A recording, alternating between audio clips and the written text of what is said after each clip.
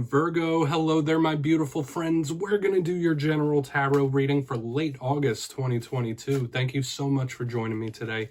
You know I appreciate each and every single one of you. So let's get right down to business as usual and start this reading off right with an oracle card just so we could test the energy out before we fully get underway for the lovely Virgos. I hope you're all doing well, my friends. But let's get it going, my guides. Talk to me. What do we got for the lovely Virgos?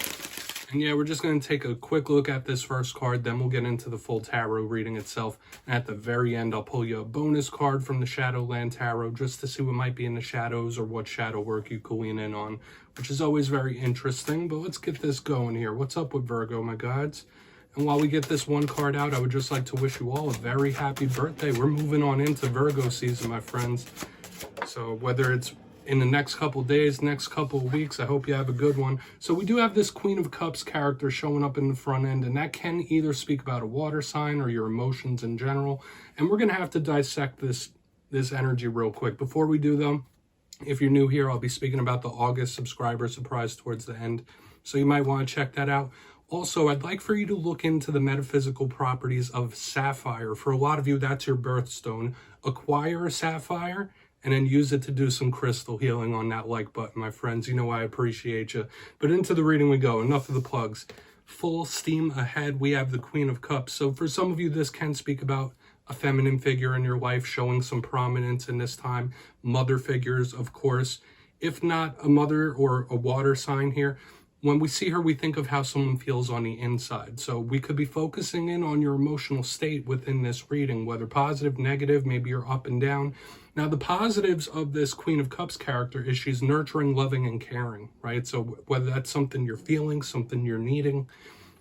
The rough side of this energy could be somebody that's doing some emotional suppression. So in this time, you're really going to want to try to not suppress things. Let those emotions out if necessary. So we're going to put her down. We're going to get into tarot. We'll see if we get a bunch of cups here this week. Let's shuffle it up one time and see what we got for the Virgos, my guides. Let's get these three cards out here before we get into the intuitive, juicy stuff. So last week's reading was titled A Long-Awaited Win, and I believe the focus we were looking at was long-term goals, whether something came in that you've been working towards for a long time, maybe your eyes are on the horizon. That was the big vibe last week. So we're going to see what we have going on this week. I know there's been a lot of mystery around the earth signs in recent weeks. So let's see what we have. Energy is never static. It's never set in stone. So just take from this what you will, okay? Because it could be you or other people in your life, right? Just take what hits. Let's get these first three out for Virgo. God, so what do we got for Virgo here? Thank you. All right, we do have the Four of Swords. Rest, relaxation is possible. We could be talking about sleep states and things of that sort. Let's not dive too much in on that just yet because it is the first card. Second card. So we see a big holding pattern here in the front end of this spread.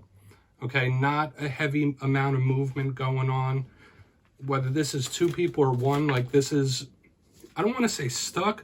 All right, we do have the Seven of Pentacles on the back end. So at first glance, before we start breaking it down, not a ton of movement here. These are all stationary types of energy and cards. So the clarifiers will really tell the tale of what's going on here. But let's go through. I'll give you some of the classical meanings and archetypes. Then we'll get the juicy intuitive stuff. Position number one, the Four of Swords. Not a bad card, right? In the positive, this could speak about somebody that is doing some self-care, some self-love, relaxation, watching out for their mind, body, soul. This could represent spirituality, meditative states, altered states. When I see this card, it's a beautiful energy.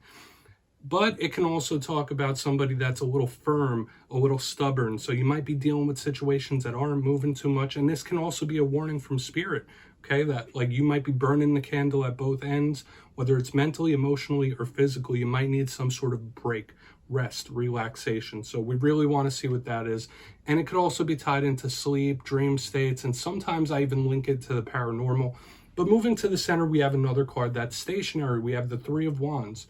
Now, this is a big card of manifesting. This is a big card of creation to me. You usually see that person, they're staring off the shoreline. Those ships are about to come in. And like I said last week, long-awaited win. this is a similar energy of like somebody that's created something or put something in motion and it's just within reach. It might not just be there just yet. But I do need to tell you that your creative powers and juices could really be powerful and potent in this time. So it's, pardon me, important to watch your mind state, what you focus on, what you think about, because you could be subconsciously creating things. Moving to the back end, very intriguing that we have this card tying everything up. Seven of Pentacles. Now, as always, Pentacle cards could represent monetary things, work things. This card is more of reaping what you sow, right? So we're getting those similar holdover energies from last week about long-term things. Sowing those seeds so you could reap that harvest. When I see this card, I do think of a connection and an interest to nature. So maybe some of you need that, even gardening with this card. But this is one of the biggest karmic cards. So we could be talking about karmic situations. Reap what you sow, literally. Okay, so whether it's karmic rewards, somebody around you catching a dose of karma, we'll just have to see what this is about. We got a lot of different things going on here. So it could be several situations. It could just be one all linked together, multiple people. We'll have to see. Let's dive deeper, Virgo. We're going to jump in and clarify. Okay, so let's shuffle it up one time. And I will say this before we get intuitive, like a lot of these energies have been sprinkled in over the past couple of weeks. So I'm interested to see. But yes, this is where I go intuitive, which means I just tell you how it feels to me. So feel free to do further research or rely on your base knowledge of tarot. Because as you know, every single reading is about the reader's interpretation, and I'm just giving you mine. What's going on this Four of Swords? And also, if you read tarot yourself, that's why this box is here. Please feel free to play along. If you're feeling any messages off this spread that you want to give to Virgo, you could just drop it down below. I don't mind. So what's up with this Four of Swords? Thank you. Okay, Hermit. Yeah, that is the card that represents you. Wise. Okay, so some of you might need some reflection, rest, relaxation time here. When I see the Hermit in a Virgo reading, to me, that's you stepping into your power in some sort of way. But when I see it under the Four of Swords, there might be something or someone that you really need a break from, right? You really need to take care of yourself in this time. I do feel like this is a bit of a warning from Spirit. Nothing treacherous, nothing crazy. But you need to know, like, if you're not taking care of yourself, who will? Okay, that's kind of the vibe I'm picking up here with this Four of Swords and Virgo.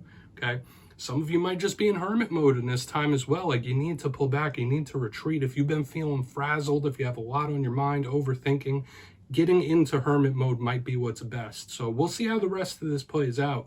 But this is Spirit saying, like, listen, you need to recuperate and recharge here. Okay, you need to take care of yourself. Self-care, mind, body, soul is what this is telling me. We're going to keep moving. Okay, for some of you, it could be another wink with another Virgo, but yeah, the main thing I'm feeling here is a time of recuperation, healing, to put it plainly. We're going to move over to that Three of Wands. Let's see what's up with that Three of Wands. I mean, it is your birthday season, so you, oh well. Okay, we have the Tower underneath this Three of Wands. This is something coming in like shockingly fast or suddenly.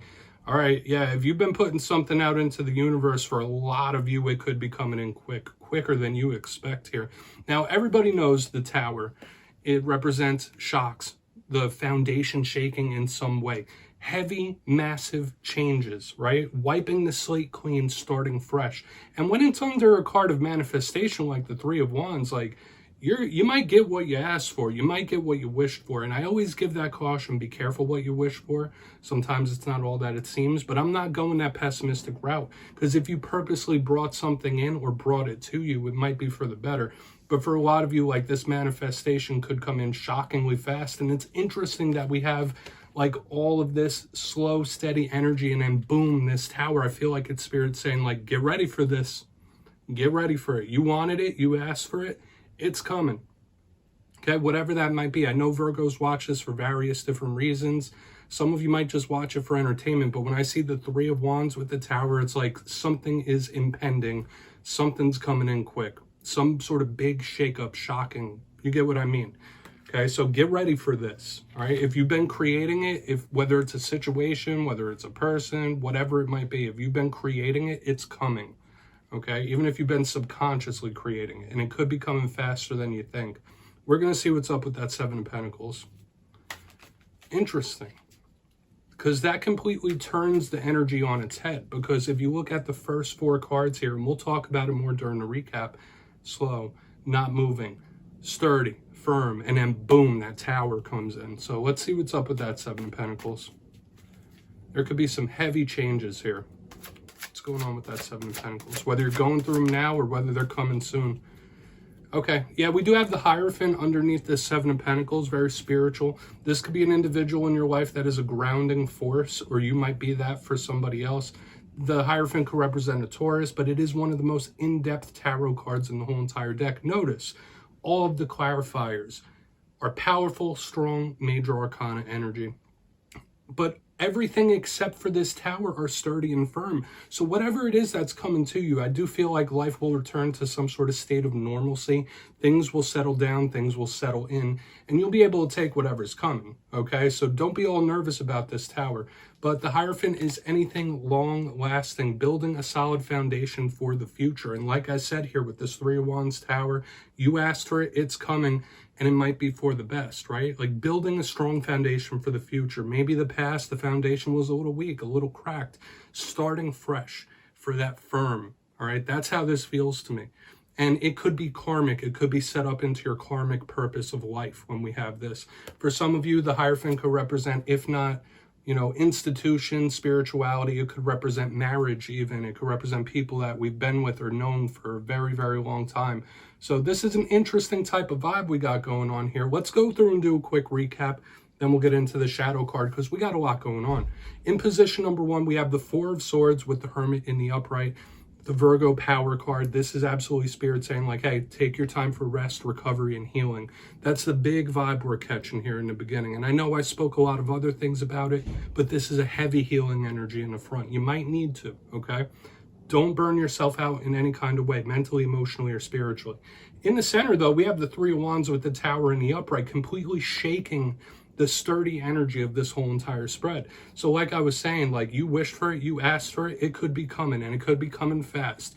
So get ready for it, okay? Like you know what you're creating, you know what you're focusing on, and get ready for it because it could be coming in super, super quick, okay?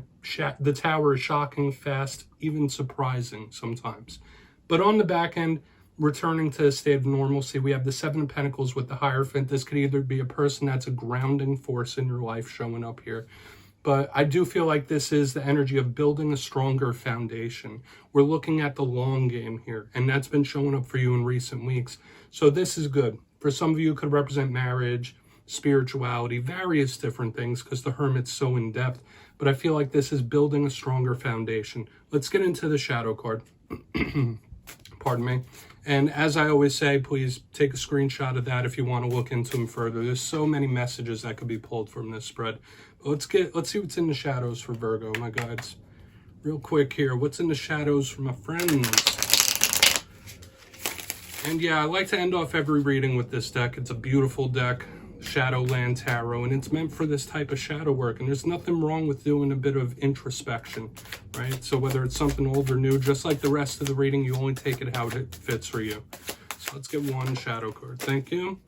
All right, we do have the King of Swords, the plan-based thing. And just as we're speaking about laying a solid foundation, we get the King of Swords. That's very intriguing to me.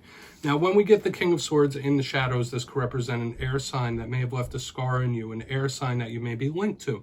Aside from that, it could represent older father figures, male figures that may have left a mark in some way or fashion that instilled something in you that lingers. But when I see the King of Swords, I think of 2 main things. Someone that's a strategist, but on the shadow side, this could be someone that's a little harsh, a little cold.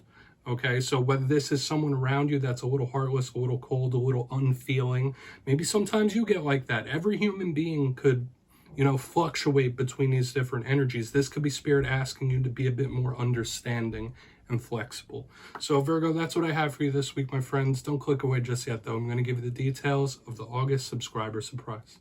For the August subscriber surprise, I'm giving away 2 copies of the beautiful Tarot of Dreams. It's one of my favorites. So if you'd like to get your name in for this, it's 2 simple things as always, my friends. First, you must be subscribed, which I'm sure you already are. And second, let me know down in the comments which tarot suit you think is the most positive, whether it's cups, pentacles, swords, wands. You'll be entered to win, and at the end of the month, I'll announce the winners in my community tab. As usual, my friends, much love to you, and I'll see you next time.